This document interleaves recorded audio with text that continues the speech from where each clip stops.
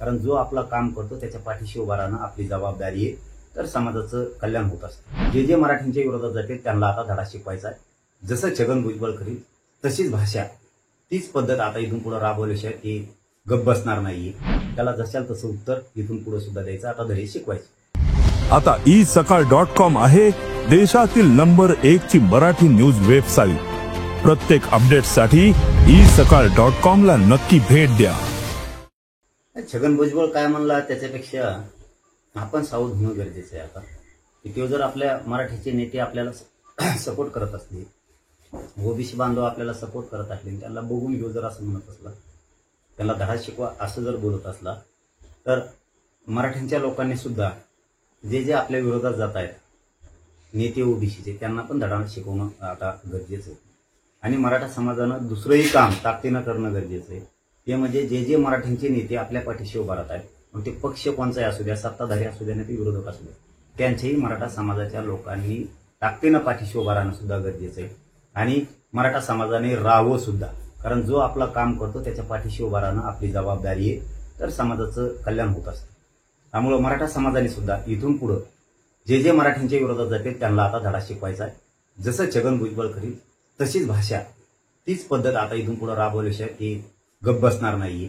त्याला जशाल तसं उत्तर इथून पुढे सुद्धा द्यायचं, आता धडे शिकवायचे.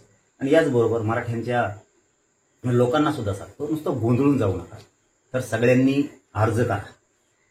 कुणबी प्रमाणपत्रासाठी गावागावात समित्या नेमल्यात, त्यांच्याकडे अर्ज करा.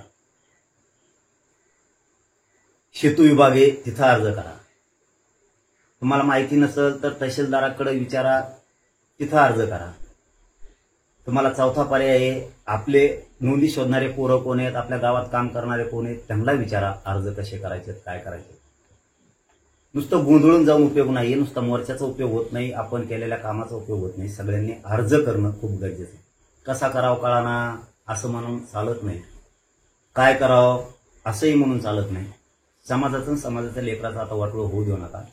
गाव स्तरावर तलाठी आहे, ग्रामसेवक आहे, कृषी अधिकारी आहे, त्यांना विचारा,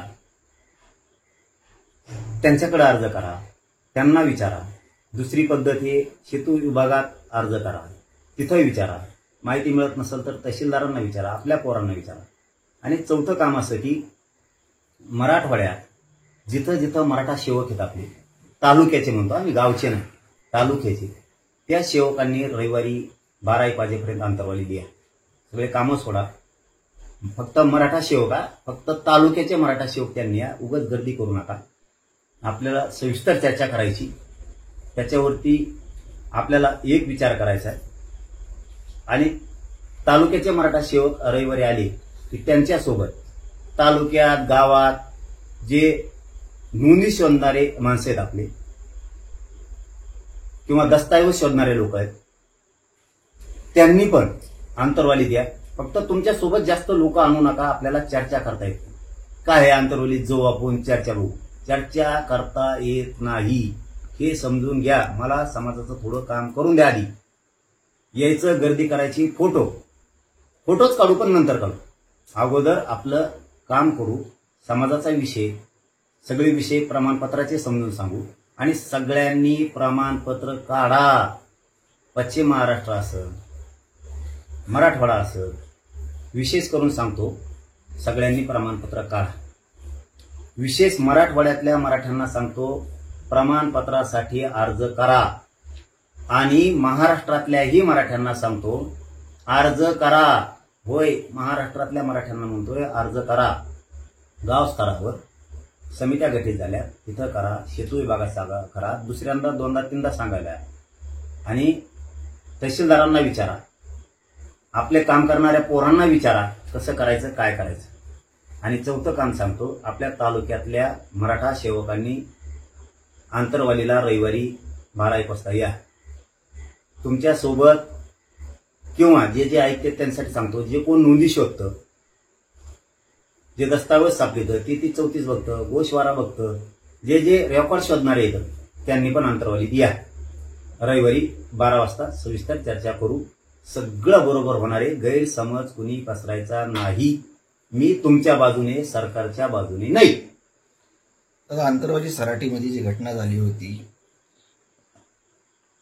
त्याआधी शरद पवारांच्या आमदारासोबत तुमची बैठक झाली आणि शरद पवारांमुळे तुम्ही मोठे झाले असं भुजबळ म्हणाले. आणि ते बरळवाडी आहे ती, ते जाऊन तिकडे भंगार आली बाबा, त्याचं काय तर घेऊन द्यायचं, ते एवढेच काही बरळतं कुंकडे बी, त्याच्यावर ध्यान द्यायचं नाही, त्यातला डोकं लावायचं नाही.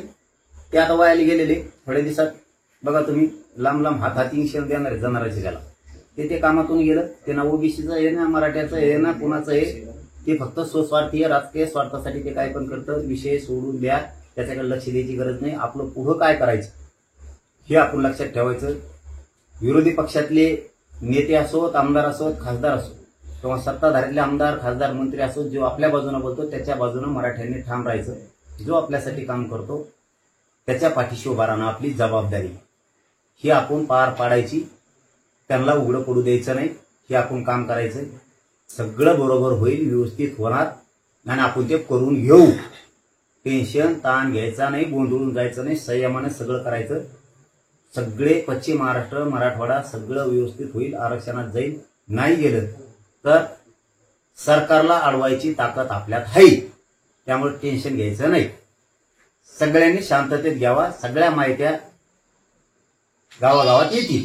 रविवारी आपल्या पोरांनी या तालुक्याच्या यांनी पण या, जे नोंदी शोधते त्यांनी पण आपण सविस्तर चर्चा करू. उद्या मी शक्यतो काही तज्ञांशी अभ्यासकांशी चर्चा करणार. महाराष्ट्रातील सर्व बातम्यांचे विश्वासार्ह व्यासपीठ, सकाळच्या सर्व सोशल मीडिया प्लॅटफॉर्मला लाईक, फॉलो आणि सबस्क्राईब करा. तसंच सर्व नोटिफिकेशनसाठी बेल आयकॉन प्रेस करायला विसरू नका.